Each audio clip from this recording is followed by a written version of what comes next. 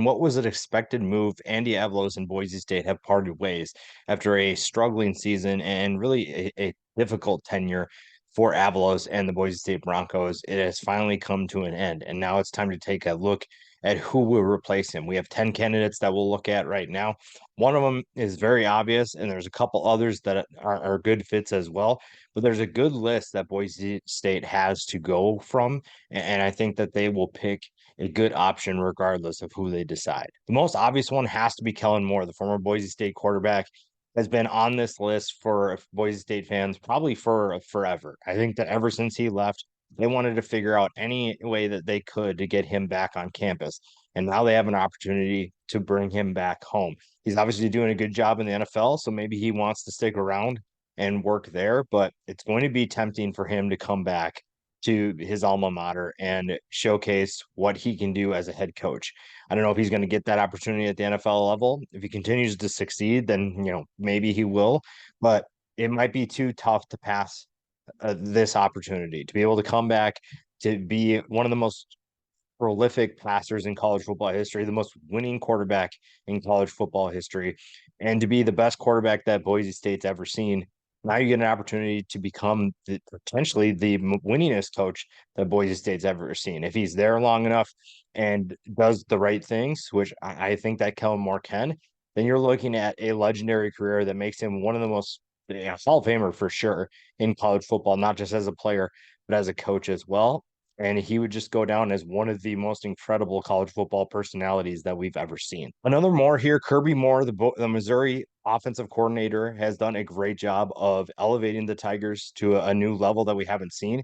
And obviously, Drinkwitz has done a great job of working with him too. But Kirby Moore deserves a ton of recognition. Now, will he be looking at Power Five jobs? We will see. But I think that the Boise State job would be a good stepping stone for him. Showcase that you can take over a program at any level, at the Group of Five level or at the Power Five level. But I think this is a good stepping stone for him. Boise State is in a good position still, even despite their struggles, to be one of the better teams in the Mountain West, to be one of the better teams in the Group of Five. And I think that this would be a great opportunity for a guy who's really good at calling plays, but is looking for his first start as a head coach. A name that's been circulating around for a while with the Boise State job is Brian Harsin. It's just like Kellen Moore. I think when you come to talk about the Boise State head coaching job, you've heard Brian Harsin's name and his success with the Broncos obviously it speaks for itself. It's what got him the Auburn job. And I don't think Boise State fans would be mad if he came back to be able to recreate that success. It might take a little bit of time, but we've seen that he's done a good job at the Group of Five level. He did it at Boise State. He did it at Arkansas State before he came to Boise. I think that getting him back would turn things around quickly. It might take a little bit of time, but he would at least get things buzzing once again. Boise State just isn't what it used to be. And the magic of the Broncos when Kellen Moore was there, when Chris Peterson was running the show, it's just simply gone. Even when Carson was there, it's gone. And a guy like Sean Lewis knows how to revive a program. Not saying that Boise State is dead, but they're definitely far from where they used to be. Sean Lewis, from what he did at Kent State, tells me that he very much deserves a head coaching job at some point. Now, his role at Colorado is currently being diminished for whatever reason. Still think that's ridiculous. But I think that's another reason for him to leave. It's another reason for him to put his name in the ring for certain jobs, and Boise State would be a good option. He's already out west. He's proven that he can revive a program, he can build a program, and now you put him in a program that will get better talent.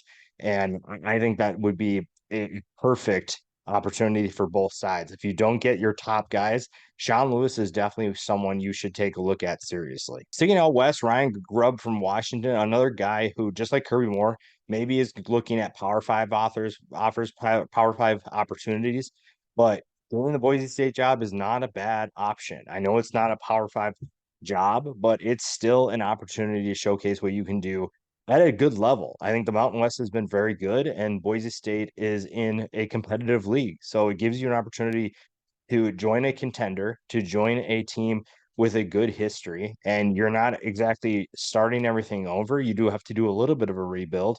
But a guy like Ryan Grubb, who has shown that he can call plays, would not only revive Boise State's offense, but get the excitement back surrounding the Broncos program. Another guy out west, Andy Ludwig's been at Utah for a while now, and I think that he is going to find that teams will want his services as a head coach. I think that he's done a great job as a play caller. And again, a lot of these guys, it's offense related because Boise State's offense needs some help. Now, the defense also needs a little bit of a boost, but I think that you would get the right idea. You would have the right guy in place. Ludwig's done a great job at Utah. You can even still run more of that traditional offense with Boise State if you get the right guys in there. But Ludwig can hire someone that really wants to run a system, or you can hire someone that will do their own thing. And I think that still, this is a guy who has been very successful at his position.